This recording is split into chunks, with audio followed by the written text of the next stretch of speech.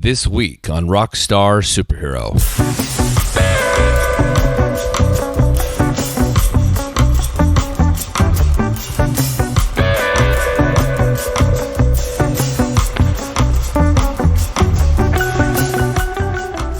Jason Ingalls and I quickly connected and hit it off.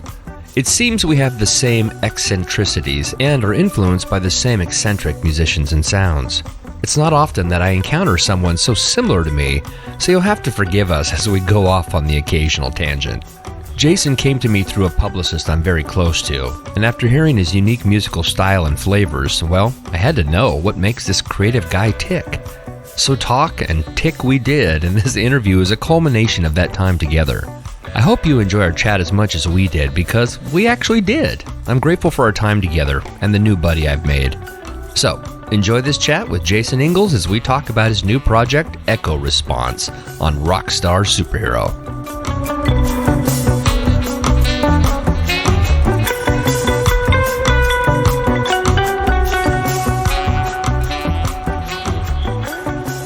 So, hey, man, Jason, welcome to the show, brother. How are you? Thank you for having me. I'm good. You know, the last couple of shows I've done, I've had people on that I was really, really excited to have. You're actually one of them. You may not feel like you're worth being excited over, but no, honestly, no. Yeah, you know what it is? I think what's so great about what I do, and I don't mean this in a self-congratulatory way, as all of my listeners are literally barfing right now.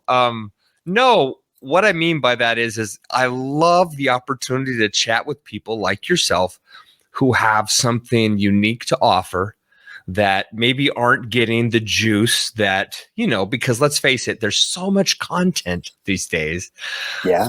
And it's so hard to get seen. You know, we don't live in a 3-channel world anymore. We live in the 5 million channel world, and it's awesome and sucks all at the same time. Yes, absolutely. Absolutely. There's no doubt about that. Yeah. So, first things first, like I said, welcome. It's really great to have you here. Thank you. You know, what I love about musicians and creatives is the journey, right? The formation story, the how we were incubated, you know. And do you currently live in Maine, or were you just brought up? Yeah. Okay. No, yeah, I live here. Where at? I live in Portland's most, I live in Portland, Maine's most populous city, I suppose. Yeah. You know, there's a really excellent music scene. You know, if they're really, there's a good place to start with an origin story. It really is Portland, Maine. I mean, it's just a very unique place to have been the last number of years, because there's just been a vibrant art scene here, vibrant music scene, real creative scene, very liberal scene here for decades now. And nice. There's a lot of groups, you know, it's really wild because, you know, I don't feel particularly worthy of any sort of attention because I play with lots of people who are, you know, great musicians in the runner. There's so many wonderful musicians in this town. But yeah, I live here, gig around town. This is actually my bedroom. Nice. This is where I recorded some of the album, you know, in this bedroom, and most of it was recorded in my old basement, you know, a different place that I was living. But yeah, so, badass. Yeah. I've only been there once. Went there summer of 2006.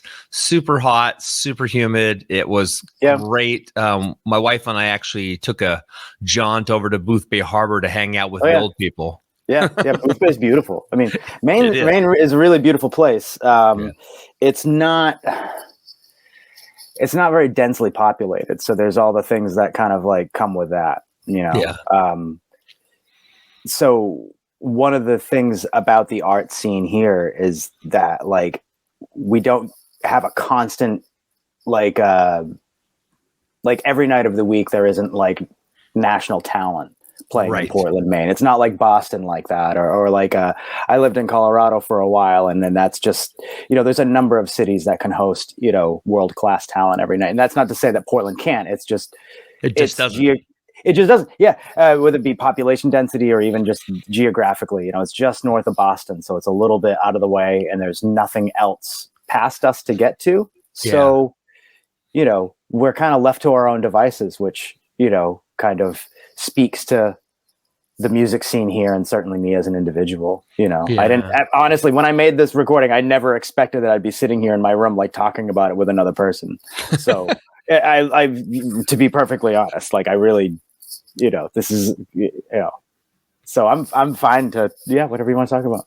Cool. Well, I want to say this, that Portland does deserve it, but like Anchorage and Fairbanks, I mean, it may not be quite so extreme, but it's a jaunt, and most people don't realize how expensive it is to move 17 semis, even from Boston to Portland. That's a significant cost. Sure. Right. And maybe you don't have a sold out room for 17,000 people there. I have no idea. Yeah. No, well, we don't have any venues.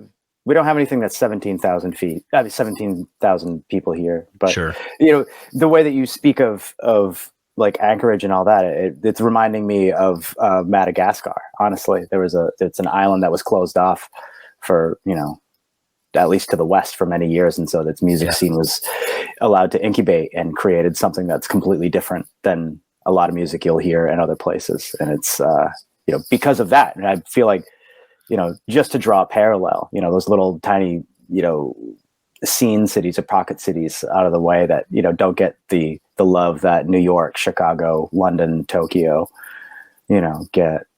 Yeah. So, and which is fine. There's a reason for that. A lot of people live in those cities. There's a lot of bands there, a lot of really good bands. So a lot of my favorite bands come from those cities. Yeah. So, no, I get you. I get you. But, a lot of my favorite bands come from, like Mali as well. So, and like other places. So. Yeah, that's fascinating. Do you remember, I know I'm a lot older than you. I should say, I assume I'm a lot older. I doubt than it. You. Yeah. Okay. So I'm 55. Where are you at? I'm 45. Okay. But do you remember a band called Big Pig? No. Okay. So they had a singer from Sri Lanka. Okay. And they were, I want to say they were Australian. But the point being is that I've always been, and I think my listeners have always been fascinated by what's hiding between the cracks, right? Because popular culture, let's get to it. Let's be fair. There's a reason things tend to be popular. They tend to appeal to a broad spectrum of people, but that doesn't necessarily make it palatable to anybody who's looking for something a little different, not necessarily off kilter, but we're looking for something with a little bit of panache, something a little inside baseball, if that makes sense. Sure. Yeah. But I feel like people, if they're exposed to interesting things, then they'll dig what they dig. But I don't know anybody. I mean, granted, I know a lot of artists and musicians, but even amongst people who aren't musicians that I know, I don't know anybody who listens to one style of music.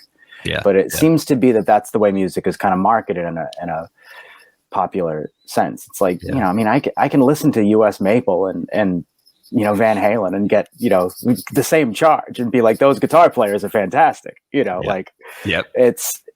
and I know that I'm not alone in that. I'm not the only person that likes the Boredoms and the Carpenters, Oh man, you're speaking my language. See, this is why I knew we were going to have a good time because I mean, I'm listening to everything from Laurie Anderson and Visage, right? Sure. Right. Eccentric early 80s Euro trash pop, right?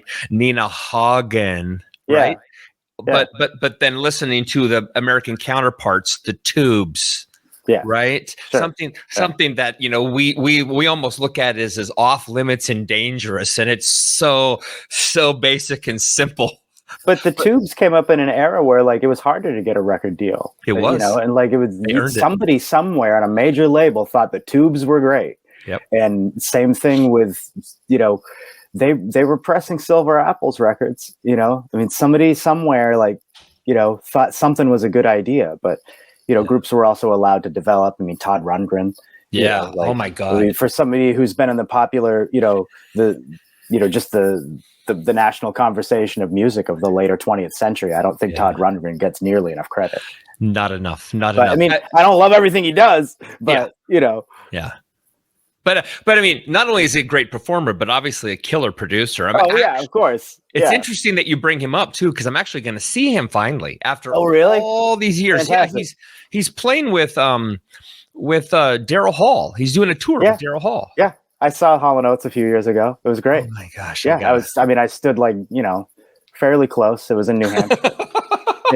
Well, Hall & Oates' drummer lives in my town. So, oh, really? Yeah, I don't know his name. I've met him a couple times. Yeah. Great player. But they're solid. I mean, I really like music where I don't really care how popular it is or even how weird it is. A lot of times it's just like, I like things that seem singular to me, that touch me that in a way that like you can only go there to get that.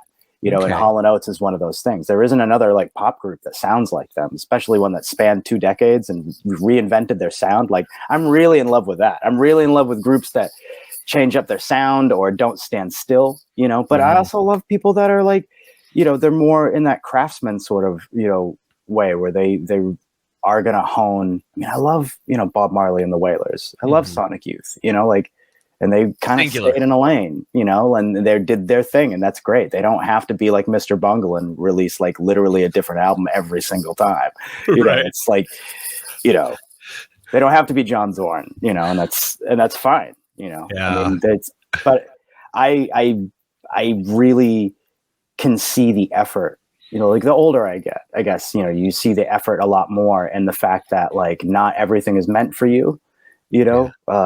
That's one thing about pop music. Like the older I get, the less personally I take it. The fact that things that I don't like exist, like you know what I mean? And you see things that get, kind of like picked on, like Justin Bieber is a perfect example, like a lot of people really hated that kid, and I never understood why, because he was just somebody who was making music, and he had a couple songs that I liked, and like, it's not a big deal. It's not meant for, whatever age group I was, like it's not meant for me. So why are all these adults all these peers that you see getting so upset about this? And they're mad because he has $200 million and they don't. Then that speaks to capitalist conditioning, and that's a whole other avenue we can get into if you don't want to. Well, no, I mean, and I'm not knocking it. That's exactly why. It's, nobody really wants. Here's the thing. This is what I'd love to talk about, Jason. So this is going to be fun. Nobody actually wants anybody else to succeed. Not really. Maybe a few of your friends. Oh, man. I know this sounds really. I know. I feel like I know what you're saying, though. But I mean, I think there's a very small group. There's a very small group that have really truly looked at somebody else, and they're invested in their success. They're invested in their growth. They're invested in spreading the word about them, right? If you came over to my house and said, Rob, tell me where your favorite Japanese restaurant is, I can point you exactly where to go. And if you ask me, that must mean you assume I know where the best one is. Does that make sense? Sure. And so it's easy for me to recommend something that maybe you've never heard of, simply because I pride myself on seeking out that which isn't commonly known. Sure. And yet I can look, sadly, I mean, I'm sure somebody's going to give me crap about this, but I can look at a popular culture and I can say, well, I see why people hate somebody so much, why they want to knock, say, Lady Gaga as another Madonna, which is not even kind of the case, or the Justin Bieber, simply because he had attained success so young. And from an outsider's perspective, it seems unfair. But the reality is we're all seeking to fit in a box, and none of us really want to admit that we hope our peers get there first. We want to get there first. I don't know about that. I think we all want to get. I think we all want to get there, but I know that I wouldn't be talking to you right now if it wasn't for people that were actually like, they heard something that a stranger made and wanted me to succeed. Right. And friends of mine that are on board, because I recorded this album all by myself, save for the saxophone that was done by my upstairs neighbor, who's upstairs right now, awesome. Practicing for a different gig. She's up there. It's great. It's just the two of us. So like we have this small kind of house in the middle of downtown Portland. It's really weird, But and That's awesome. yeah, so like I practice my drums all the time. She's got her saxophone going all the time. We've got gigs all the time. It's great. But yeah, and if it wasn't for those friends, I mean, literally, I made this record. I mean, and I just put it up on Bandcamp, and I figured like 6 of my friends would hear it, and then magically, a friend of a friend of a friend, that not quite that distant, but friend of a friend heard it, and now I'm talking to you because other people believed in it and said, I want to help you. I want to amplify this. Yeah. And they were in a position to do so, and I don't, Lady Gaga is another one that I don't understand why people, it's ironic that you bring that up because over the past summer I play a lot of, I do a lot of like gigging musician kind of work, and I ended up doing two Lady Gaga tributes over this past summer. So I learned 2 hours worth of stuff and all that, and it's just perfectly crafted pop music. It is. She's like extraordinary. I mean, people are just writing songs, and people have been writing songs since forever. And at one point in time, everyone was looking at this new generation and going, "Paul Simon, what?" And like, and here we are now, and and eventually somebody, is gonna, 100 years from now, right? If we're all still here, it'll be the same story. Like I don't really remember Irving Berlin's heyday. No. I mean, I know that those names existed, but like I know that Mozart wasn't the only, person writing music. Yeah. And people have been creating music since, before we could speak. So that's how we spoke, and why we don't allow for music in, I mean, I know why we don't do it in a capitalist society, but just as a human species, as an organism, that which we are, like that, we don't have more of that woven into our societies en masse. It blows me away because like, I don't know. It's just a thing that humans do, just like creating art, So we should allow for more of that, facilitate more of that. Yeah.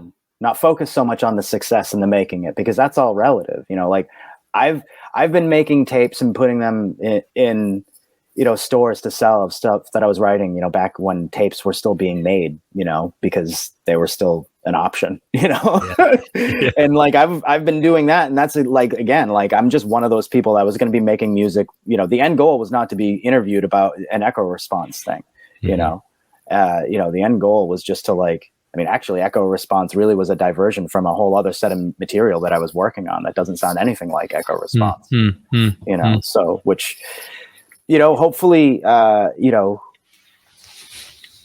this record will lead to more opportunities like that, to have, I'd love to put out more music that people were interested in. So I'm just honestly grateful that you're interested in, talking to me about any of it. So anything. So, yeah. Well, I mean, you don't need to thank me. It's easy to like something that I think is interesting and challenging and fun.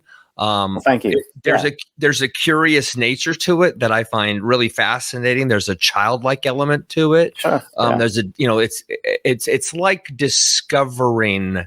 I don't know how else to explain it, but that was the word that came out of my head when I first heard it. I said, I feel like I'm discovering something here. Like it's very, I know I used the term childlike a second ago. Let me explain. When I was a little boy, I've told this story a few times, but when I was a little boy, my mother used to sit me down at the table with a whole box of crayons and some papers, and she would put on a piece of music, maybe Rhapsody in Blue by Gershwin, right? Or she'd put down, Beethoven's Fifth or whatever. She would play something, and it was typically classical music, every once in a while jazz, and maybe even pop, like Yakety Yak, right? The point being is that she would say, Robbie, that's what she called me, Robbie, I want you to sit down and I want you to listen to the songs and I want you to draw what you hear. Fantastic. That's wonderful. That's just the best. I guarantee you, Jason, that is what formed me as a human being, a complete human being, not just an artist, not just a drummer, because that's what I am, but an actual human being. I see everything through that lens of how do I hear it? How does it visualize for me based on what I hear? I love this. Yeah. Well, I'm glad. Yeah. It's fantastic. And that's what your music does to me. What I love about it is it's organic, it's imperfect, and it's ambitious, and it's completely real. It feels like you made it today and you made it for me right now. It's immediate. And that's why I dig it. That's why I chose the cover, because it's a handmade collage. It's a triangle, but it's, you know, it's a piece of art that a local artist in Portland, Chris Allen Collage. Nice. You know, he made that as part of a study challenge, and I saw it on Instagram, and I saw it. I saw it, and it was just like, fuck, bang, there it is. Like, there it is. That communicates everything. Yeah. Because when you said childlike, I mean, absolutely. I mean, I feel like I know exactly what, I mean, I'm a self-taught musician. So there's that, you know, and I am a drummer, but I'm self-taught, you know. I mean, I have a very vested interest in drum education, but everything I know, I taught myself. You know, and I mean, I can play. I mean, I played everything on the the thing, but to speak to the imperfect nature of it, like, there was the idea that this was just going to be just sketches that I was going to make. I grew up with there's a famous author, Rick Houdala, from Maine. He's a horror writer. I grew up with basically hanging out at his house with his son. Wow. And there's a whole crew of us that all played music together. And Rick was really great about dispensing advice, because he had, by the time I met him, he had published many books and had known the entertainment industry. He really helped. Just one of the things that he bestowed upon all of us was that you have to be in love with the work. You know, it's not about the results. I mean, but you have to get results because you have to get published. But ultimately you have to be in love with the work. And like, I don't really know where I was going with that. No, that's okay. That's okay. The childlike nature of it. So really, what it was is this whole. Rick once told me that I can't remember if it was him or another writer friend, but he was working on a new novel. And then on the other side of it, you know, on the other side of the notebook, the other page of the notebook, he was writing like a daily journal to just track what was going on in daily life and all that. And side by side, two completely different things going on. And that always resonated with me when I'm like creating stuff, just like the thing that I'm seriously putting a lot of work into. And then the tossed off kind of like, oh yeah, this kind of thing, this got popped into my head. And that's what a lot of this echo response stuff was. And the childlike nature, their imperfections, the idea of discovery, you know, some of the stuff was based on an arpeggio that I was like, that's really wild. This is like finger exercise that I wanted to investigate. But because of my imagination, like I would imagine like the diorama of like some strange dub band on some weird planet playing somewhere, and just like have to set the scene. So when you say that, you know, draw what you feel, that resonated with me as well, because like so many of these, every piece on it, I can see the scene of the movie. I can see the storyboard. Yeah. You know, I really love comic books, you know, that are also like, you know, off the beaten path, I guess, or, you know, I'm not a DC Marvel guy. You know, I read Image comics, if that means anything. It but does. Only select stuff. It does. It does. I completely understand. I used to be a collector, so I completely understand. Yeah. But, you know, in terms of even childlike sound, you know, I love Danny Elfman. You know, and that music that sounds like it's fun. You know, like you know, like Mr. Bungle, like whatever they sound like they're having a blast. You know, it sounds like whatever's going on in that band. Just like, oh my god, like that must be fun. You know, get that. You know, like just I know I just sounded like my dad or something, but like, you know, you boys sound like you're having a great time. You know, You know, you mentioned. Oh, I'm sorry. Go ahead. No, you go ahead. I just want to say the Danny Elfman thing. This comes up every once in a while. I'm a huge Elfman guy. Yeah. How can you not be? How can you not be? And I mean, considering all the work he's done, I mean, I hope you're going to respond to this in the way I hope. I absolutely think Edward Scissorhands is his masterwork. There's something about it. It's so ethereal. It's so bittersweet. It's so hopeful and so hopeless all at the same time. It's so incredible and so heartbreaking. Sure. It takes a slightly above average movie and really makes it an epic story. I mean, don't get me wrong. I love the movie, but it takes the quirky out of it. It actually allows us in because the music invites you into his heart and into their relationship over the strange visuals that are going on, if that makes sense. Yeah. I'm a big Nightmare Before Christmas fan. Oh, it's that's just like, of course, it's just hard to beat that. It's just it renders me speechless. It's just one of those things. Yeah. But did you know? Obviously, I didn't know this until recently, so I'm sure you know this. But Danny Elfman didn't do the voice of Jack. He did the singing, but he didn't do the live version. And I always thought that was Danny doing the voice as well, but he's not doing the speaking voice. He's only doing the singing voice. Huh. I had no idea. Yeah, I just found this out like 2 weeks ago. He was interviewed by Rob Lowe, I think, and he was talking about how he got the gig to do the speaking, and then he got fired because they said his acting just wasn't up to snuff. So they just let him do the music, but not the. You're never going anywhere in this town, Mr. Elfman. And what you do, marrying that Bridget? Whoever, whatever it is you're doing over there, some Fonda, something. Yeah, whoever heard of them. Okay, so let's talk about the debut album. Yeah, Triangles. Yeah. Honestly, I didn't have a name for the album. I named it after the album cover. That was the name. That was the name of the piece. It's perfect that he made. It's like I loved the album art so much. Not to cut you off, I guess. No, you're not cutting me off. Yeah. It makes me go right to something I've been thinking of this entire time when I was preparing to talk to you. That there are these things that happen, these innate, these things that are built in, the intangible things in music that you create that I have no idea about, right? Like what's in your head is what's in your head when you write this piece of music. But somehow music is able to communicate, for the most part, what we were thinking. And here, so I can listen to a piece off of Triangles. I can take a piece like, I don't know, Quite the Curious State is the one I wrote down as saying that was the one that really kind of made me go, oh. And Detectives too. Those two are like the 70s, like Kojak. I mean, those things have vibe for days. They're sleazy and wet and gooey, and I love it.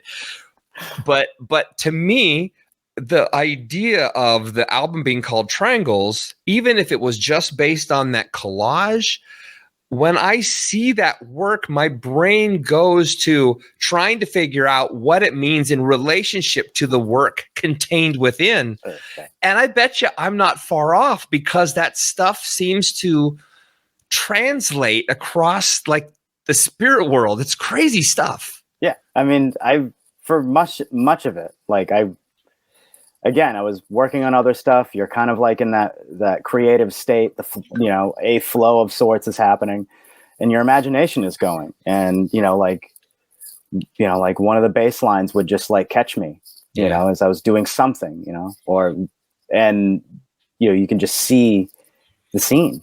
I don't know how to put it more than that. And I imagined, things, like Detectives. I used to work in a cigar shop many years ago. Of course you did.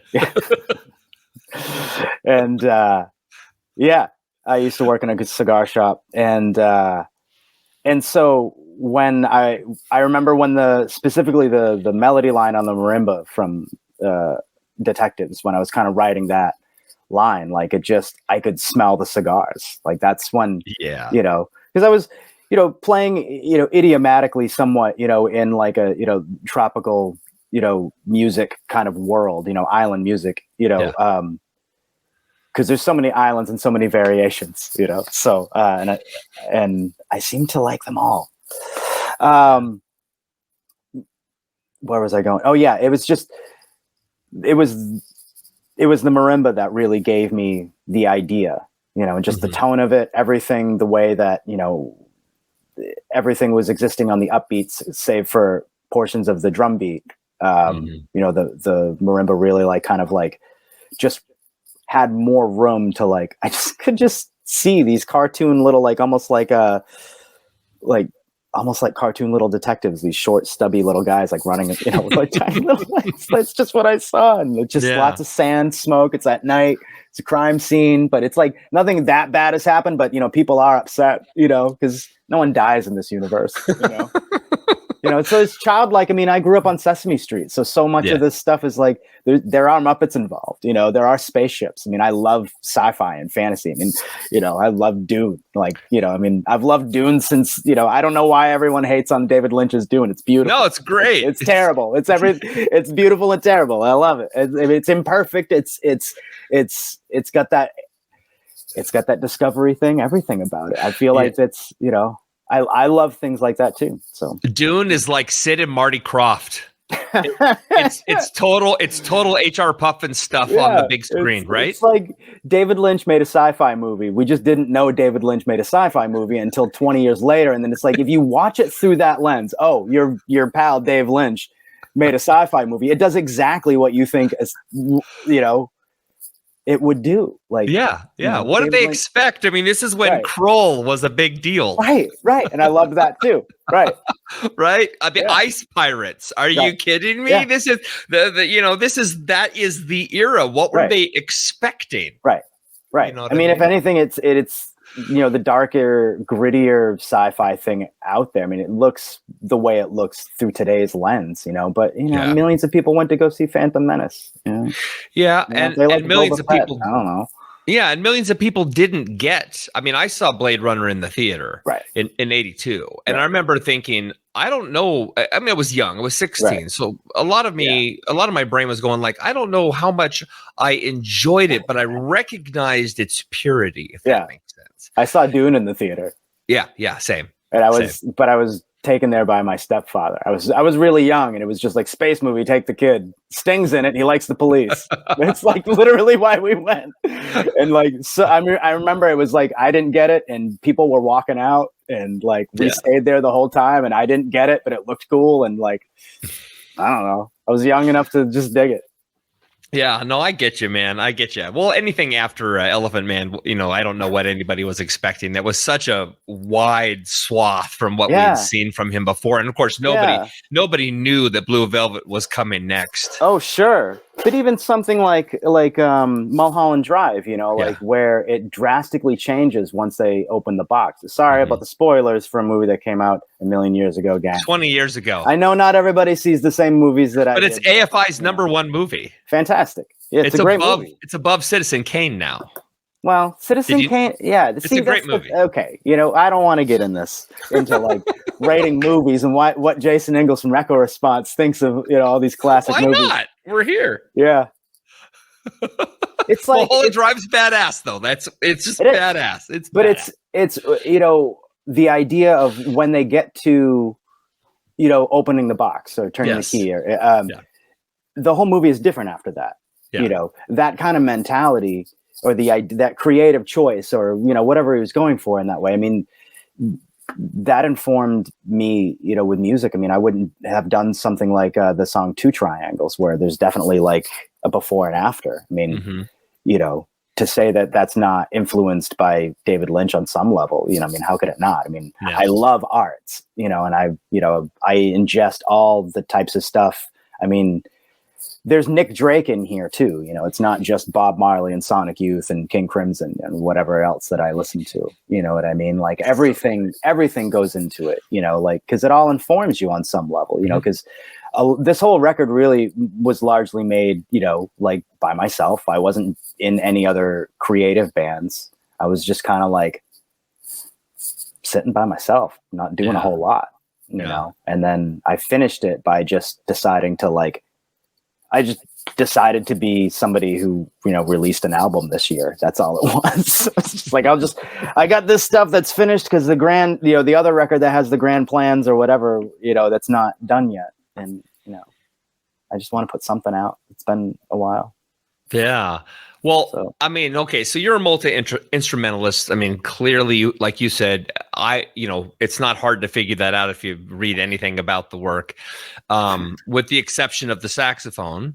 right. How did you choose? I mean, first of all, how do you have time to learn all these instruments? I mean, there has to be a sort of beautiful artistic madness in anybody like yourself who has sort of all these capabilities, because I, of course, have no idea which one you would consider your primary. It made it sound like maybe drums was your primary, but how do you learn them all? How do you become as proficient as you are at all these instruments? I mean, that's a curiosity to me. Yeah. Well, it all started. My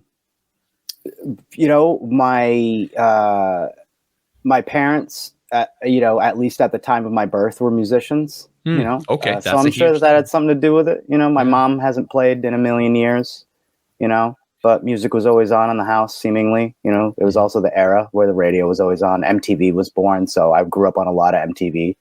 But I remember seeing Van Halen, the So This Is Love video from the Oakland Coliseum. Yeah, yeah. And I remember just seeing it and just like, I was like maybe 5 or 6 and just going, yeah, I saw that. And I saw like the 3-2-1 Contact episode where Kiss was on it. And my God. Like, what is this? And like, so I grew up really just like kind of worshiping Kiss and Van Halen. Sure. And playing air guitar. So I started with that, and then I used to take pencils and turn them around and unsharpened pencils and hit stuff. So that was my drum set. So I really was just always from, right off the rip, just playing guitar and drums at the same time.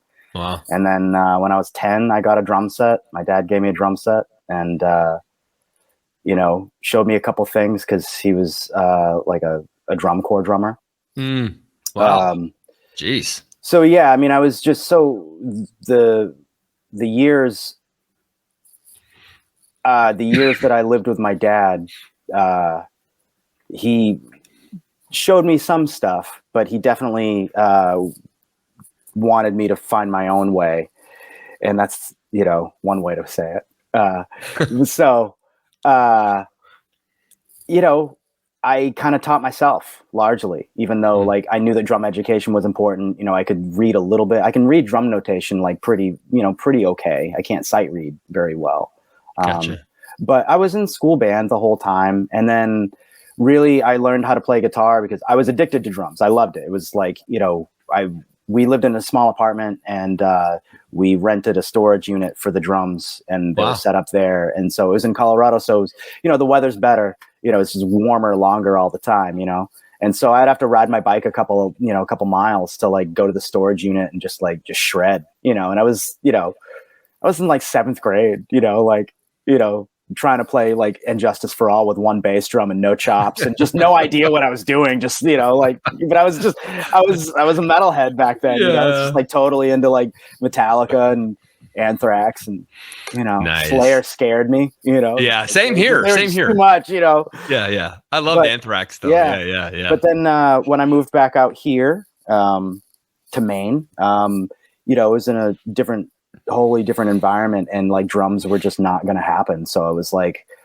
15 or so and I was like, I got to do something, Gotcha. And I read a lot of, music magazines and I didn't know anybody else that played 2 instruments. I actually thought it was like you weren't allowed to, in a sense. Like, I mean, I didn't know that Stevie Wonder existed when I was, that young, you know what I mean? Like I grew up on like classic rock radio and like, if I knew it would have been like Little Stevie Wonder from the Motown station. That's what I would, the one where he busted into Mary had a little lamb on the harmonica. Oh yeah. That stuff I would have heard. But like, the idea of a multi-instrumentalist, I wouldn't have known, and just even something like, I'm trying to think of a good example, like what would have been. Well, Prince would have been another multi-instrumentalist. Yeah. I mean, I guess that's true. Yeah, he would occasionally get behind the drums, but sometimes that was always marketed almost like as an anomaly. Yeah. You know what I mean? Yeah. But nonetheless, I was just like, I don't care. I'll just learn how to play guitar, and maybe I'll just learn how to communicate with guitar players better. you know, I mean, I guess, because I'm going to play drums in all the bands, because that's, you know, being in, you know, a small town in Maine, it's not, you know, there's not a whole lot of people that had common interests, let alone were good at the same, you know, good at instruments that were necessary. So even though I could play guitar fairly well at a young age, you know, I was always the drummer, you know, like I have a friend that was, you know, he was always the bass player, you know, that sort of thing, just because even though we're both multi-instrumentalists, it's just, that's the way it goes, you know. It's the personality. Yeah, right? I guess. Yeah. I mean, like, yeah, I guess I have that standard drummer personality of like, I wish I was the front man and I'm a shit show. So it's like, yeah, I definitely, you know. Wear your heart on your sleeve. Totally. Yeah. I say the wrong thing all the time. Yeah. Definitely. Yeah. Talk too fast. Absolutely. Yeah. I can't keep, you know, the drooling thing, that, yeah, absolutely. All of it. Would have absolutely been homeless at, you know, many points in my life had it not been for the sympathy of others. Right. Know? For somebody loving you enough to be like, he doesn't mean it. Yeah. Oh, yeah. Oh, yes. Yes. Yeah. Okay. So the influence question, you know, you've talked so much about all the different things, right? I mean, you hit King Crimson, you know, I've hit Mr. Bungle. You know, obviously everything in the 70s, you talked about the Carpenters, you know, I imagine Eno and the Talking Heads have to be somewhere in the mix because the quirk factor of what you do, and not to say you sound like anything, because I don't think you do, but the quirk factor definitely is reminiscent of the Talking Heads to me. Yeah. Talking Heads never really did it for me. Gotcha. I like a couple other things, but, and I hate that I even said that, because I don't like, you know, I don't want to talk negatively about, I mean, they're invariably a million people's favorite band, you know, sure. I understand why people like them, but like, it's not my jam either. The quirky stuff, like I got like a lot of my quirks, like I guess the idea of like music having a sense of humor, you know, like I became a Zappa fan like way later, you know, like, but like I grew up on like, you know, like I really like Weird Al, you know, and like, you know, I saw Phish at a very young age, quite unsuspectingly, when, oh, wow, you can do that with music. Like, you know, you can actually have fun and just be a little silly. Like, you know, I don't mind it when things, you know, make me laugh. When I see really excellent musicianship, like I'm a huge metal fan. Like I love Meshuggah and Animals as Leaders and stuff. And like I've, you know, I'll go to see Animals as Leaders and just, you know, do a lot of laughing because it's ridiculous. It's just so ridiculous that they're just so good. It's just like, you know, it's effortless. It's like watching like, you know, 3 Tony Hawks, you know, at the same time. It's like, what the fuck am I doing? Yeah, they outrush Rush. Yeah, it's ridiculous. You know? It's beautiful. I love it. More, please, more. But, you know, I'll also just, you know, I mean, I love dub, you know, I mean, I love just sitting and chilling. You know, I mean, I love, you know, Joni Mitchell and, you know, but, you know, quirky stuff too. Like I love Marnie Stern, you know, I mean, Marnie Stern's great, you know, but like, I also love stuff that's really, you like Covet, like Yvette Young. I love the way Yvette Young. Yeah.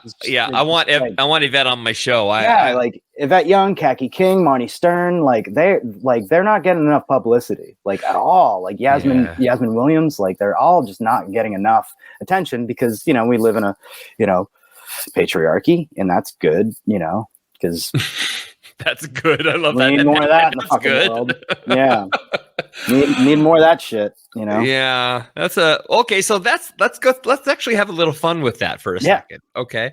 I don't want to make this a political or religious discussion at all. Yeah. Okay. Yeah, that's fine. But I'm curious how do you feel really when you get down to that? Because, you know, you talk about that Yvette being obviously such a cool, amazing talent and probably pushed off a bit to the side because she's a woman. It's almost like, oh, that's, you know, that she's talented, but let's leave her be, right? The Ann and Nancy Wilsons of the world, they're over here. Yeah, we'll give them their just due, but only because we think it's probably the right thing to do, but it's not like they're really qualified to be here. There's that whole perspective of they're pretty good for girls.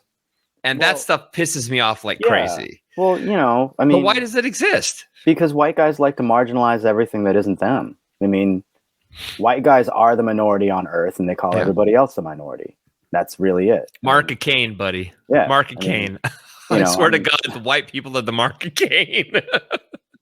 It's completely fucked, and like, yeah, like, I'm Hawaiian, and also, I come from Hawaiian descent and, white people descent as well, and, Mm-hmm. a lot of my favorite bands are British. So, don't everybody get mad, love King Crimson, mashed potatoes. I like white people. Yeah.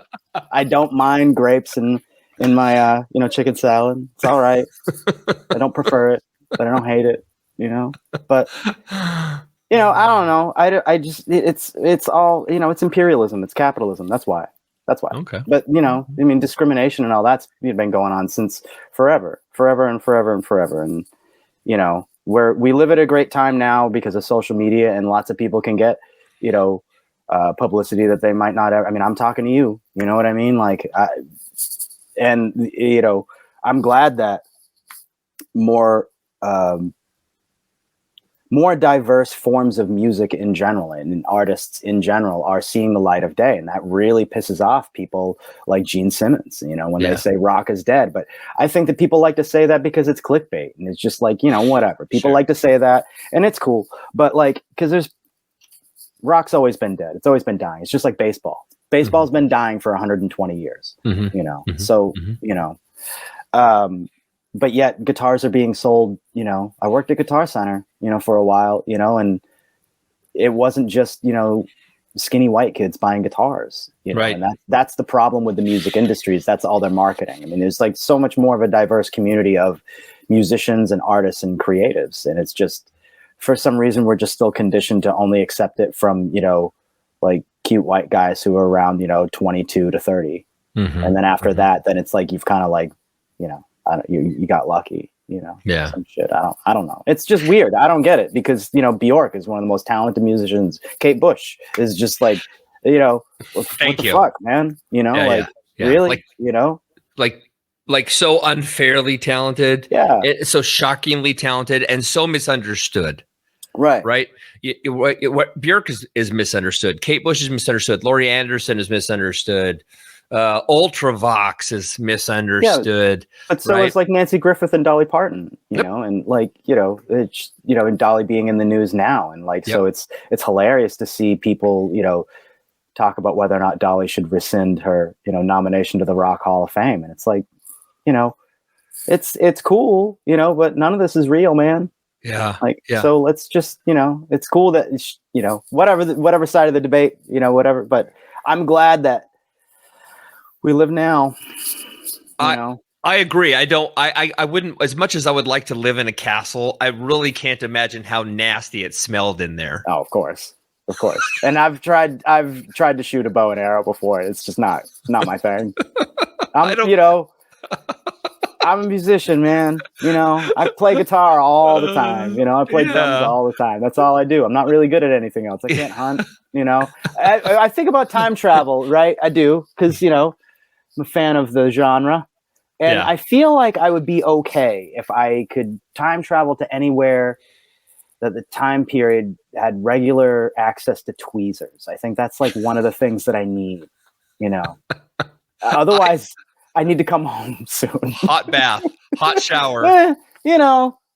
You can get away. I like going camping and roughing it for for a bit. A few days. Tweezers, I need tweezers. I need to be able to pluck. They come in handy in so many different ways, and it's just they're necessary, I think. Oh my God! They weren't always around. Whoever invented them, thank you. Shout out. You get an endorsement from Echo Response Worldwide Industries right here.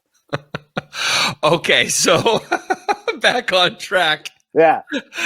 Triangles comes out a couple days. It does.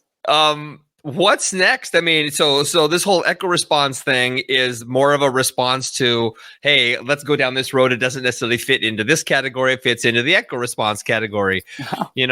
What are you doing with all this material? Because you're not just a multi-instrumentalist. You write different genres and different styles. You have all these things cooking. Is how many bands, quote unquote, do you have? You know what I mean? Or directions to point an artist to listen to your stuff. I don't really know. I like to have 3 different sets of material going at any given time. Nice. I tend to just kind of have stuff like that going, I guess. I did release a bunch of stuff under my own name. It's also on Bandcamp. Gotcha. Handful of records that are different. And there's vocals on them and stuff, but like that's not really what I'm feeling lately. I haven't sang in years, but I did then. And it's just, it is what it is. It's okay. It's not that great. Wow. But I don't know. I have this echo response stuff. I'm getting the live band together. I've got a ton of new material. I mean, I have a bunch of new ideas for echo response that are in, similar what you may expect if echo response released another album. There's more stuff. I played the stuff that I was working on in conjunction with this is lots of more like fingerpick acoustic guitar stuff, lots of odd tunings and, rhythm changes, not in the jazz form rhythm changes, but like, different rhythmic figures, things like that. I'm really, really into like Afrobeat and Nick Drake. Nice. So, King Crimson, but I have marimbas and stuff in there too. So a friend said that set of material just kind of sounds like Jimmy Buffett meets King Crimson. So I'll go with that. That's a great way to put it. So eventually that will see the light of day. And, I don't know if it'll be under, I don't know what name that'll be under, but I want, I have lots of music. If anybody likes echo response, you might like other things that I do or what I have planned, coming up. I just want to build momentum. I'd love to be making some really dark, heavy stuff, like more like Neurosis or Aranzi Pazuzu, and, like stuff like that. I mean, like really trancy and like really super dark, but everything I want to do it the right way and like have it sound meaningful and not have it sound, I don't know, unintentional. I mean, like even like with the imperfections of triangles and all that, it's like, that was fine. I wasn't going to fix everything. I fixed a lot of stuff, like, a lot of this stuff was made when I was really baked and my time wasn't right. And it's like, I don't fucking care. These are all demos. You know what I mean? Like none of this was meant to be heard by literally anybody. None of it, wow. And like, wow. Really? Yeah. Honestly, I made this for myself, purely for myself. I finished all this stuff for myself. And then, and I put my own money into it to go, finish it off with Todd Hutchison, an old dear friend of mine. I've played in a couple bands with him, the Baltic Sea and Seaconk. We were in a surf band called the Aquanauts. I played a couple country bands with him. I mean, like, wow. I've played at so many different kinds of music. I played reggae for years. So how many different types of things does Jason want to do? I want to do everything. I want to do all of it. I want to play with people. I'd love to collaborate with people. I want to try to, just shoot for the stars and maybe I'll hit the moon and Mars. I don't know. You know what I mean? Like seriously, like, I mean, I love so many contemporary people. Like, I love Fire Tools. Like I would love to work with Fire Tools somehow. I don't know how. I don't feel worthy, but like what do you mean by that? Fire Tools? I'm not sure I'm following. Well, the artist Fire Tools. I don't know who that is. Yeah. Oh man, you gotta get with Fire Tools. Angel Mark Lloyd is okay. I'll look it up. Angel Mark Lloyd is a genius, is an absolute genius. Fire Tools with a Z. She also does Mind Spring Memories. I'm a huge fan of her stuff. It's just brilliant. I mean, just like, honestly, a completely gifted above and beyond, just, I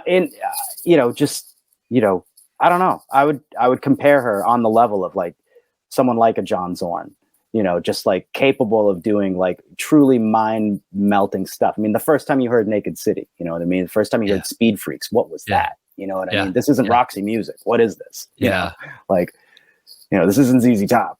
I love the fact that you're bringing up Roxy. I love Roxy music. This is so cool. I'm like having a meltdown myself. I mean, Avalon, to me, honestly, if Roxy Music only released Avalon, I'm fine. That to me is Avalon is like, I almost named this project Avalon after that record. I couldn't think of a name, and I came really close to calling this whole thing Avalon. But I didn't, because it just didn't. Echo Response seemed to have more of like a dub feeling name. Because I know it's not a reggae record, but dub is is a very big influence on this. And Echo Response, it's an emergency code. It's emergency call and dispatcher speak. And, it's an urgent call. And in the world of reggae, rhythms are very urgent. They're crucial, very urgent, these crucial rhythms, this crucial call. And the idea of, the actual echo response of like a delay or a reverb, like it worked. So I like the name. Yeah. It's great stuff. It's a wet, reverby, sexy record. Yeah. We used real plate reverb. Yeah. Todd at Acadia has a real plate, has real plate. I mean, we really made this record and there's certain things like 16 Sunsets is truly dubbed out.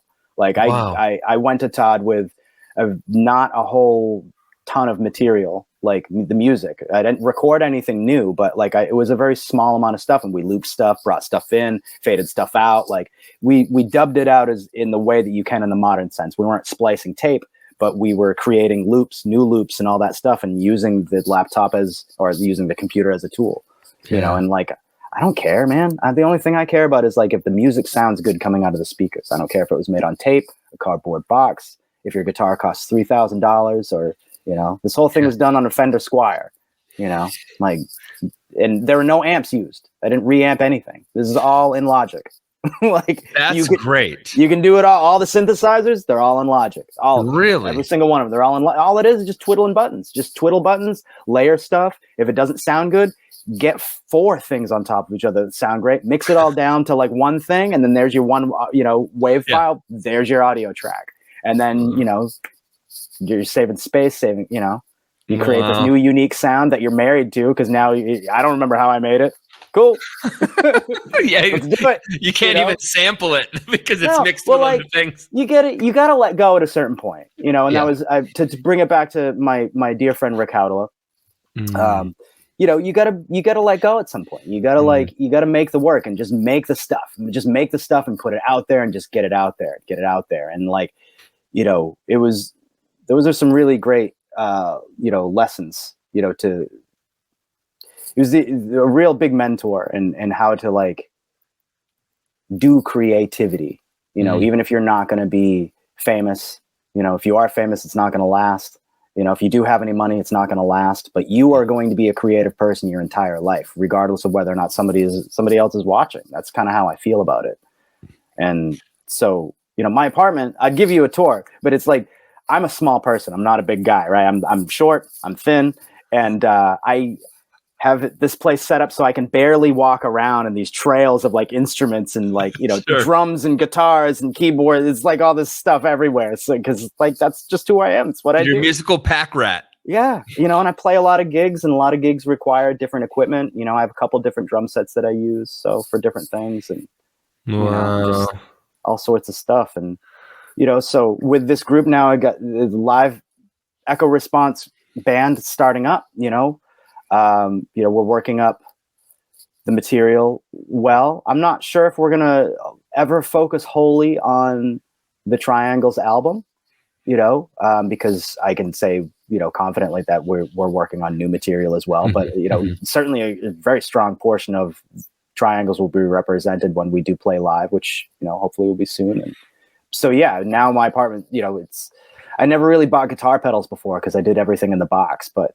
so, earlier last year when I just to motivate myself, I bought an amp finally after many years. I got a JC 120 and like, and I've just been buying all these pedals. It's ridiculous. That's awesome. I live like 300 feet away from like one of the greatest music stores, one of the greatest guitar stores I've ever been in. Oh, really? Buck Dancer's Choice in Portland, Maine. Best guitar store you've ever been in your life. Really? They don't have like a ton of stuff because nobody does nowadays, but like what they have, who they are, the way they go about their business, like there's no good. I've done some touring, I've been in a number of places. I haven't been everywhere. I'm not going to say it like that, but sure. But like, and I've worked at Guitar Center, Buck Dancer's Choice, man. It's the best. Wow. It's the best. Like I take lessons there now. I started taking lessons in January for the first time in my life. So look out, world. I'm telling you, Jason, I really like you, man. You're likewise, man. This is fun. Cool. I thank you so much. I love your energy. I love the positive nature of who you are. I love the fact that you are ferocious enough to just go after it. You know what I mean? To go after what you've created. I'm not really a confident person. This is really like, you talk about like, I'm a horribly self-conscious person. The anxiety, depression, the whole bit. You know what I mean? Like, you know, like I quit drinking 14 years ago. So, you got to hit bottom, you got to go through shit, like, not to take all night or anything, but like, to circle back kind of to initially, like, I wouldn't literally not be talking to you without the support of people who believed in me and wanted me to rise up. And like, I have some really great friends that when I was talking about this project, even long before it was finished, they were like, I know you can do it. Like, I believe in you, you can do it. And I really, really, really leaned on that. And it's like, this is all momentum for really me and my own self-confidence. Like, I'm I'm a horribly self-conscious person. The drummer wrote a bunch of fucking dub tunes. Yeah. Okay. Like, no. Well, I mean, we all have a little bit of imposter syndrome, but I mean, I understand. I think it's like anything, especially the more we do, the more we feel like we're, half-assed at best, right? It's a tough thing, but no, I mean, especially when you know that you've released something that's imperfect. I guess to touch on that too. Like, I know it's imperfect. I know that there are warts on it. Right? And like, but that's why I like it. But that's probably why none of my drummer friends will talk about it with me. No, but see, I'm a drummer. I mean, sure, I can sit here and listen. I mean, but you could do that with anything. Sure, and of course. I mean, going down the road of like the whole Neil Peart thing, where everybody's like, he's the best drummer ever. Yeah. No, I don't think so. I think he was a great drummer. Sure. But his time was atrocious all the time live. But here's the point. It doesn't matter. It's about the vibe and the feel. And do I get something out of what I'm listening to? Right? Because especially live performance, I mean, when does anybody say, I'm going to go listen to a band tonight? They say, I'm going to go see a band tonight. Sure. They're looking for that thing that you do on stage, another intangible piece of you, and you're going to be entertaining them through your movements and what you do. Yeah.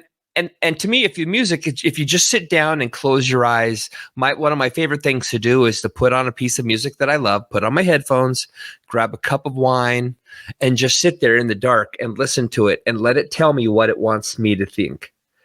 And it goes back to my childhood with the coloring.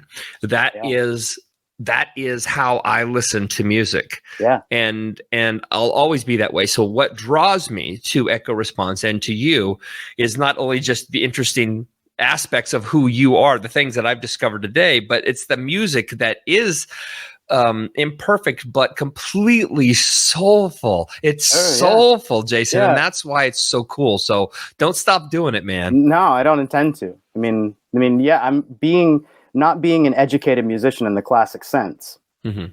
Like,